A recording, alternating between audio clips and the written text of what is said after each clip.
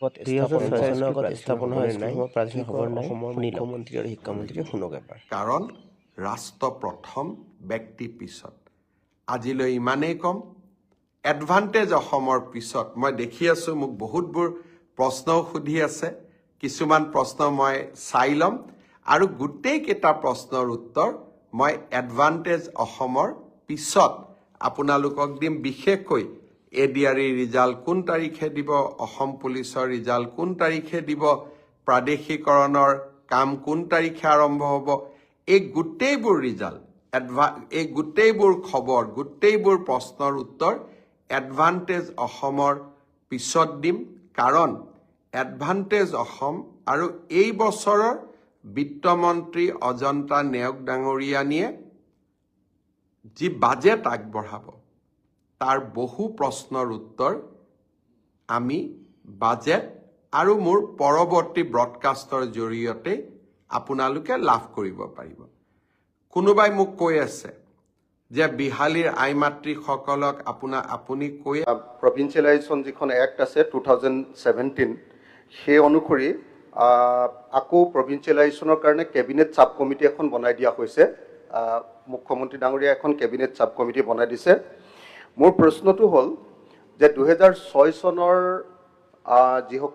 যিবিলাক স্কুল আছে সেই স্কুলবিলাকৰ ক্ষেত্ৰত মানে মুখ্যমন্ত্ৰী ডাঙৰীয়াই কৈছিলে, আমি ৰাজহুৱাকৈও কোৱা শুনিছোঁ প্ৰেছতো আৰু লগতে সংস্থাকো কৈছিলে যে 2006 চনৰ আগৰ মাটিৰ যদি নথিপত্ৰ আছে, সেৱাৰ লগত যোগাযোগৰ যদি কিবা নথিপত্ৰ আছে, কাউন্সিলৰ লগত যোগাযোগৰ যদি কিবা নথিপত্ৰ আছে, ইউনিভাৰ্চিটিৰ লগত ফিজ দিয়া নিদিয়াৰ কিবা যদি লেনদেন আছে, তেনেকুৱা ডকুমেণ্ট ধৰি দায়জ থকা বা চলি থকা শিক্ষানুষ্ঠানসমূহ হওক পদবিলাক প্ৰাদেশিকীকৰণ কৰা হ'ব।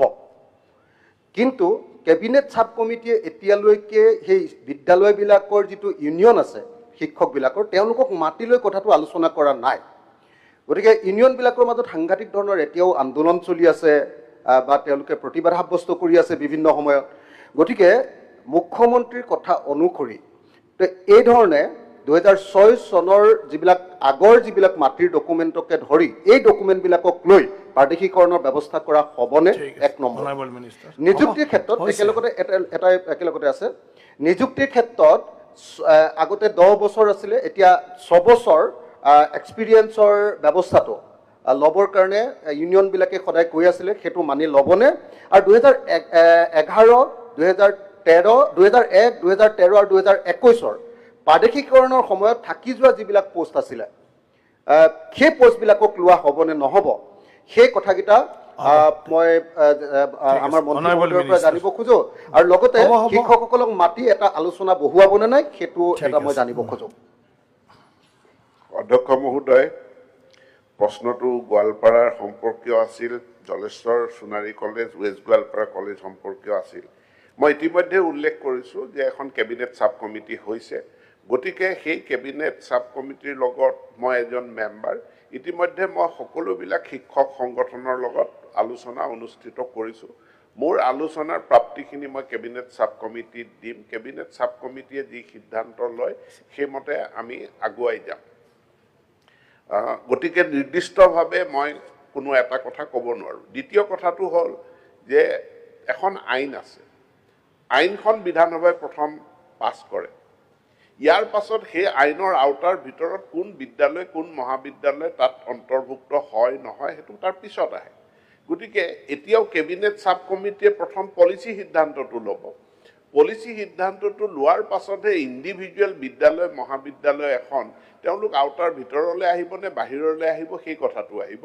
গতিকে এতিয়া ব্যক্তিগতভাৱে এখন বিদ্যালয় বা মহাবিদ্যালয় সম্পৰ্কে মন্তব্য কৰাটো আমাৰ কাৰণে সম্ভৱপৰ কথা নহয়। মই সকলোকে অনুৰোধ জনাইছোঁ, অকণমান ধৈৰ্য ধৰিলে কেবিনেট ছাব কমিটিৰ প্ৰতিবেদনখন সোনকালেই দাখিল হ'ব। তাৰ ওপৰত ভিত্তি কৰি কেবিনেটে নিশ্চিতভাৱে সিদ্ধান্তও গ্ৰহণ কৰিব আৰু সেই সিদ্ধান্ত লৈ মই বিধানসভাৰ মজিয়ালৈ আহিম। ধন্যবাদ। ধন্যবাদ।